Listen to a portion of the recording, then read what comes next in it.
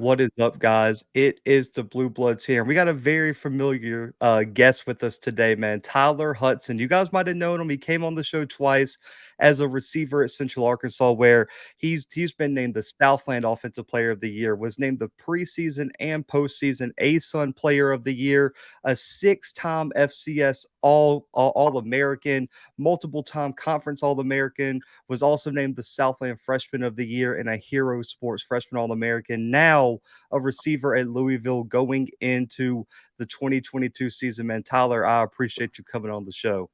I'm glad to be here. I like this. I like this little podcast. It's my favorite one. Hey, man, I appreciate the support, man, for real. But we got to talk about last season. Central Arkansas, your final season there, man, put up record stats again that we're going to get into. But looking back, what are your final takeaways on the 2021 season at UCA? I would say just putting in, the time and effort into an off season. It's probably the most work I've ever done in an off season before, my entire football career. And it showed, playing every game. Even when I was hurt, I was still playing, and just having the outcome that I had, I was just so happy. And I just got to see that hard work pays off in the off season. So. It definitely does, man. And let's talk about two records you set this year. First, you set a 40-year-long school record against Eastern Kentucky this year, 251 receiving yards against a pretty good defense. I believe they had a top 30 defense in the country coming into that game, man. Walk me through that game. Walk me through what it means to you to now be the record holder for most receiving yards in the game. That game, so I knew I was gonna have a good game that game because the season before that we played them, and I just felt like we left a little too much out there, on the field, and we didn't execute when we played them. We lost at their place, so I knew I could do what I did last time, but do even better.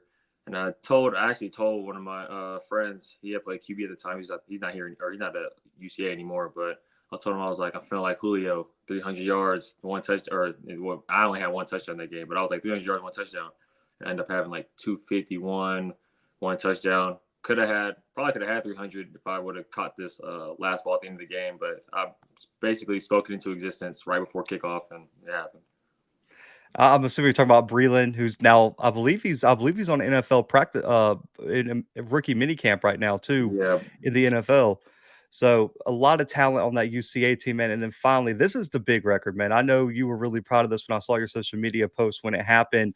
The all-time leader in career receiving yards at UCA in only 3 seasons, really 2.5, because the spring season, you didn't even get to play a full season. Yeah. How did you get it done in that short of a time? And what does it mean to you to have your name at the top of that huge accomplishment?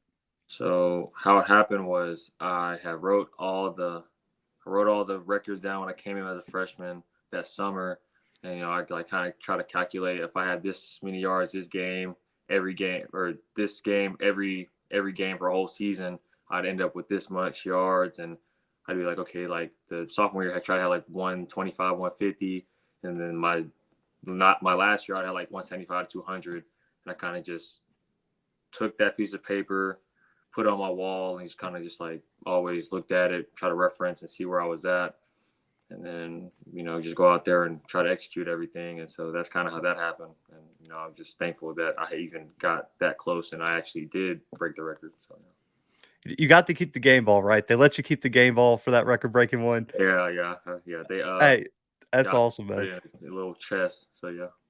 Hey, I love it. And, this was a big loss for the FCS, but, we cover a lot of the FCS on this show. And, it's always great to see players who dominate the FCS level get to go up. You had yourself, you got your teammate, even Nicario Harper, multi-time All-American, joining you at Louisville. Saw Cameron Ward go up to the FBS level. What was your decision making like, man? What factors really played into your decision to enter the transfer portal after the season? So that season we had went 5-6, and some things happened, internally, and I was just like, I don't know how next season's gonna look, because I'm losing my quarterback, Braylon going to the NFL, Lawan's going to the NFL, and I was just like, well, I don't have my quarterback. Dude on the other side, like there's a void spot, like nobody was there, so I don't know what was gonna happen. Get double team, triple team, quadruple team, like I did my senior year of high school.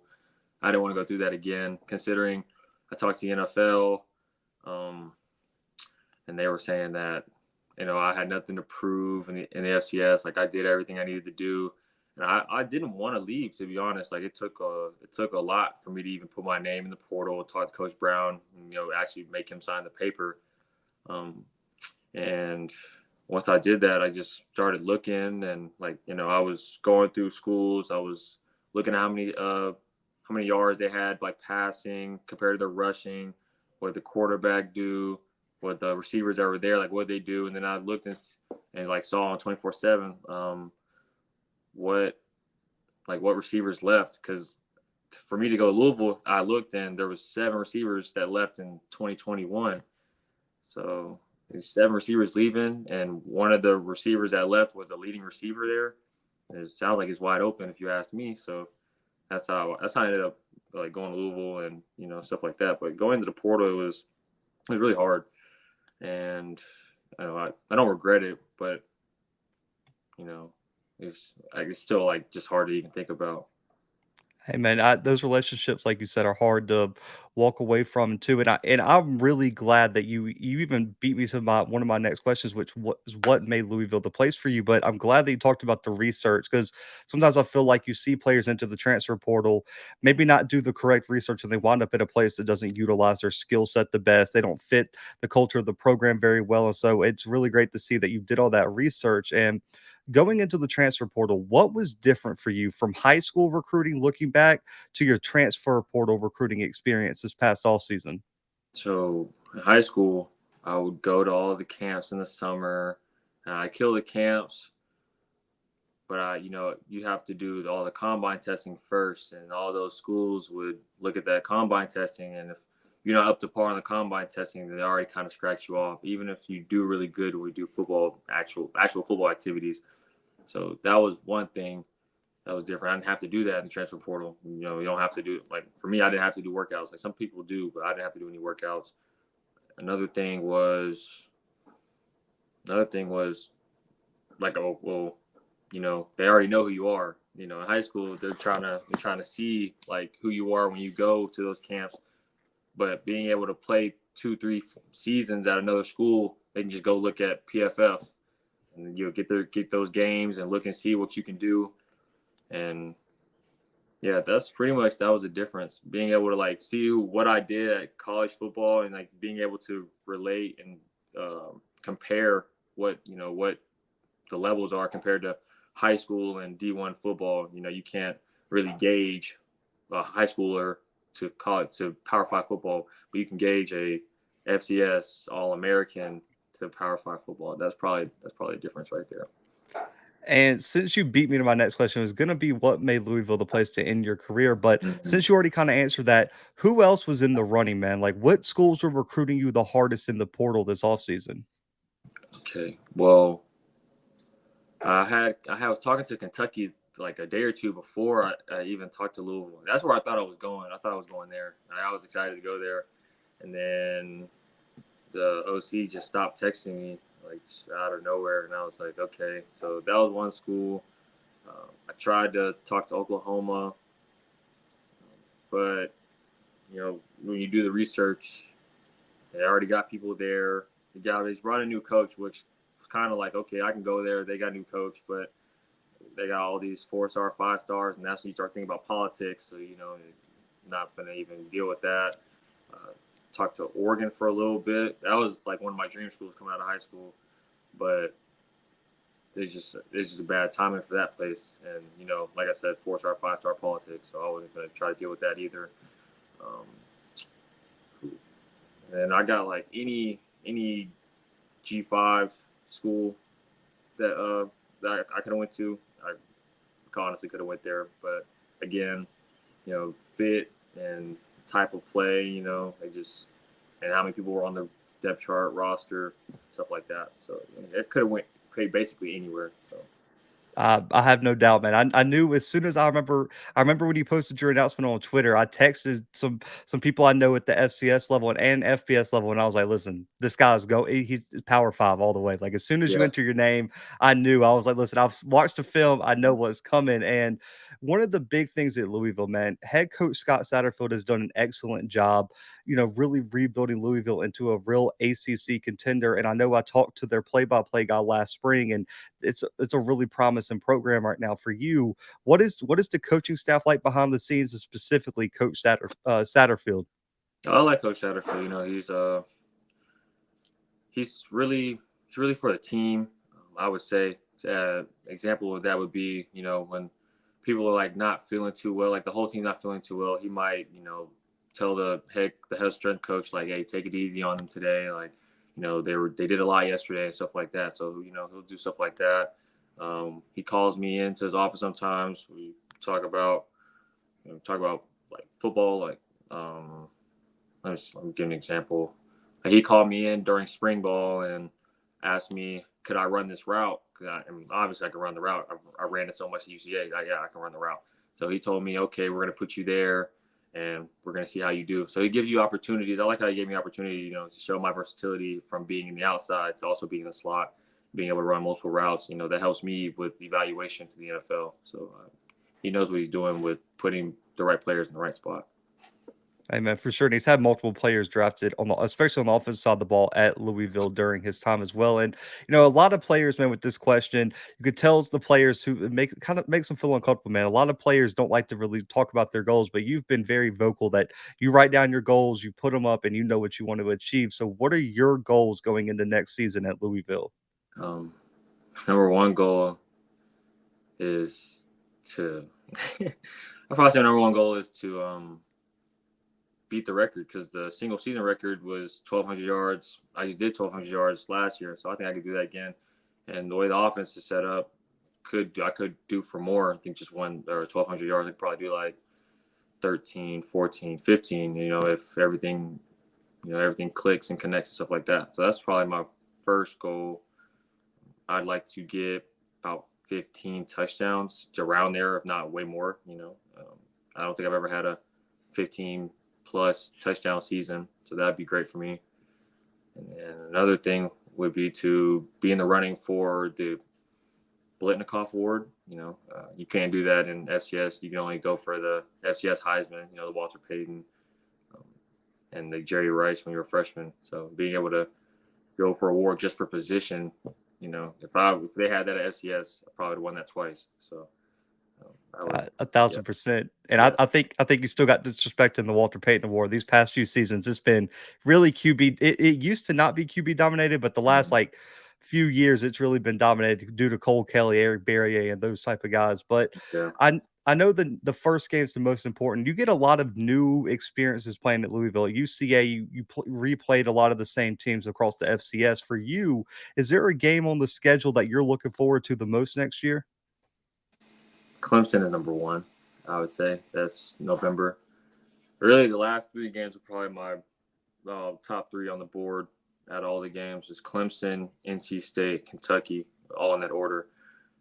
Those are those really big games that the NFL wants to see. If I do good those last three games of the season, the NFL, you have to send your best three games. I'd send all three of those games in, and they couldn't tell me that I didn't do good or I played uh, weaker weaker competitions. You know what I'm saying? So Yeah. that's probably what I want to do. And then who else would I? Florida State. I want to go. I want to do good against Florida State, and I want to do good against Central Florida. I talked to both of them when I got into the portal. I actually went to a Florida State camp when I was in high school, and they acted like I didn't do good. And then when I got in the portal, Florida State was trying to tell me I had to come. They, like as soon as I hit the portal, an hour or two later, he called me saying you got to be here by tomorrow. And I was like, just got in the portal. I'm not doing that. And then I looked at their 24/7. They had like 5 receivers coming in. I was like, so you don't even need me. You want me. Yeah. So then UCF, the coach said some stuff that I didn't like. I didn't like to hear. So I know I can't wait to play them either. Hey, I hear a long list of teams that are going to regret not getting you on the team, man. And you went through spring practice with Louisville. Has there been, and if so, what have been the biggest differences for you between FCS and FBS football? The field is not the biggest difference to me. I'd probably say the everything off the field, like the weight room, definitely it's a huge difference. Being at UCA, we go in there and there's probably like 12 racks on each side, 10 to 12 racks on each side of the weight room. You got like 3, 4, 5, and in some cases you got 6 guys at one rack. So everything's got to be fast, and there's only about like two to 4 coaches. So they can't critique everybody, and that's like no fault to them, but that's just how it is. And then I go to Louisville, and we got like 20, 30 racks, and there's like 7, 8 coaches, and they're critiquing. They all got their own like 4 to 6 racks, and they just watching everybody, count everybody's reps, and it's like it seems like there's more time in the weight room. There's like it's a 2-hour workout instead of like a hour and a half workout in the weight room. And then um, eating is huge. So at Louisville, I got to eat breakfast, lunch, and dinner is mandatory. And when I was at UCA, it was like when you got off campus, or really even on campus, it's not mandatory. Like you have the meals, you go by yourself, but you don't have to. And if you don't like it, I mean, I guess you just got to miss out on a meal that day or whatever. And then when you're off campus, you get money for the month for rent, and then you get like extra like $100 to $200 for yourself, and you just got to kind of ration that money and make sure you can eat it every day. So yeah, that's probably the huge difference is nutrition in the weight room. Hey man, absolutely. I know when I was at Auburn, man, that was when they built the wellness kitchen, what they call the wellness kitchen for the athletes, man. I mean, there were so many different options and like the cooks would help certain players if they knew a player was bulking, they would make a special meal for that player and have it for them. And I'm like, then that is just next level. And I know a lot of the FCS programs would like to do that, but like you Yeah, said, finances, resources just aren't there for a lot of those programs. And looking back throughout your college career, man, the end of the interview is really structured to get to know the players, but you've already been asked a lot of these questions on the show, man. But one of the ones that has come about recently that a lot of our listeners like to hear is what was your welcome to college moment on the football field, man, where you were just like, man, this isn't high school anymore. This is different.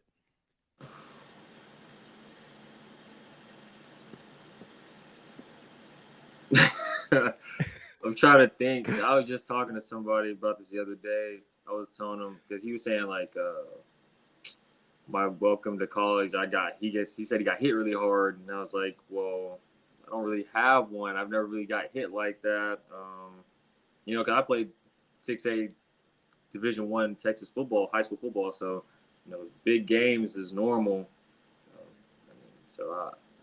Like the crowd, the atmosphere, I wouldn't say that would be it. Honestly, I've never been hit like hard, and since I've been in college. Knock on wood. I don't want to get hit hard, but I don't know yet. Maybe this year, I'll see something where I might be able to like kind of relate to it a little bit, relate to the question. But I can't really think one off the top of my head right now. I'm sorry. Oh no, man, you're good. Hey, that's fair enough. I mean, to play that many years in college football and not have like one moment that sticks out where it's like, yeah, he got me on that play. I mean, that's a hell of accomplishment. But you guys go through spring practice and everything at Louisville. What have been your takeaways of the full team thus far, man? Where how do you, going through it? How do you guys feel like you guys fare up in the ACC coming into 2022 right now? Well, they told our coaches went to some meeting about 3 weeks ago, and they told us that they told them that we are supposed to win. They think we're only going to win like 5.5 games, and I'm like, how do you win 5.5 games? But I was talking to one of my teammates about it, and he was saying it's probably because last year they were so unpredictable, like how the game would end. Because every game except for the 2 SEC games they played, that they lost. So we're talking about just losses. Like they would be in the game till the fourth quarter, and like within 8 to 10 minutes of the fourth quarter, something would happen. They end up losing by like 4-3, like a late scoring touchdown. So I see why they had 5.5 for us. Yeah, it makes you mad. It makes everybody mad. So I think teams like even more motivated than what we already were. Because they went 6-7. Yeah, they went 6-7 last year. So I think the team is really motivated this year. Offense, everybody's back except for the people who all the receivers who left, obviously. But me and D Wiggins, and the rest of the transfers receivers, we just got to make sure that it looks how it did last year, but even better. Not like a, oh yeah, he just got here, he doesn't know what he's doing type of deal. Like you're like, oh, looked like he's been here for a while, but he's only been here for like 6 months, 7 months. So that's probably offensively, it's pretty smooth compared to when we watched in the spring. It's really smooth. And then defensively, we had some key injuries before or at the end of the season. So the spring, he didn't have everybody. So I think during fall camp, we're going to see how the defense moves and how they communicate and how they gel together, toward right before the season starts. Because offense, we look pretty smooth. I don't really watch defense during practice, because I'm on offense. But I think defense will be just where they need to be at when the season comes around. Hey man, for sure. And I mean, that was the narrative around Louisville. I mean, even with us covering the team, it was just like we'd be doing the previews, and I'd be like, man, I don't know which Louisville is going to show up. If it's first half Louisville, they're blowing everybody out. But second half Louisville gives me a little bit of stress, man. And it's just the most random stuff, man. It'd be just a random fumble, a missed block there, or Yeah, something that just cost the whole game. Because I mean, they should have beaten some really big teams, and that's been for the past 2 years, man. And I know they were really young these past 2 years, so you guys got a lot of talent. And for me, outside of my alma mater, I'll be rooting for Louisville, man. I got you, my guy Nicario. Like, there's a lot of guys I'm rooting for on Louisville right now. But the final question, man, and I asked you this a while back too, man, but we can bring it full circle as the last question. If an NFL franchise asks Tyler Hudson today what they're going to get in you if they take you in next year's draft, or even if you come back for one more year in the 2024 draft, what do you tell them?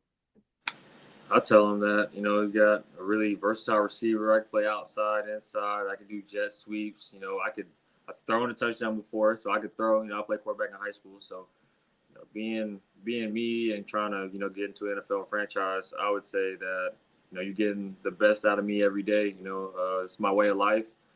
Um, I can't think of anything else I'd want to do. I can't see myself working a 9 to 5. So I've been dreaming about this, thinking about this, my whole life, and I put my all into it. So yeah, that's probably what I tell them. Do whatever Hey, it takes. man, I expect you. If I don't hear your name, if you come out next year and I don't hear your name, listen, we're gonna have a riot on this show because Yeah, you were. And I think there was a college football account. I know you addressed it too. They had you ranked as like the 46th best receiver in college football, and I yeah, was like, no, man, listen, you got to watch the film. There's zero chance 46 was the proper ranking. I think they had yeah. a few of you guys ranked really, really low. And I looked at it and I was like, somebody told me like, "Hey, you're on the list," and I was like, "Yeah, but I'm at 46." Like 46? I don't know if there's 45 players better than me, but I mean, we'll see. Because I haven't played FBS football, so they're ranking off the FBS level and stuff like that. So I understand why they put me towards the back of the list, but at the same time, I guess it's just more fuel. For me, I guess it's just more fuel for me. So Absolutely, man. But listen, I appreciate you coming on the show, man. Listen, we'll have to make it 4 times after the season, man. I have no doubt, an All American and in the ACC next year. I'm already counting on it, man. It'll be the fourth straight year you're a yeah, first team All American in your conference. And if you get that Offensive Player of the Year, man, I'm going to lose it. That's like three straight. I mean, four straight. That's ridiculous. I don't yeah. think I've ever seen a player do that, man. So I'm excited to see you ball out at the FBS level, man. But you already know what it is, man. It's all about promoting you guys on here. So let people know where they can contact you for NILs, follow you on social media, man. Anything you want to say, any messages you want to push, this time's yours, man. All right. Well, my Twitter account is BRUHTYLER18. I made it in high school. Don't laugh at me. And then my Instagram, I changed it so much, but it's T_HUDDY.01. T_Huddy.01. I wore one last year, so that's why I still one. And my nickname's T Huddy. So yeah. Hey, man, I appreciate it, guys. Make sure to go follow my guy Tyler on all social media. And I promise you're not going to want to miss the show he puts on in Louisville this year. But, guys, hit the like button, subscribe. And also, man, make sure to go follow Tyler on social media, like I said. But, guys, for Tyler, myself, and the Blue Bloods, we are out for right now.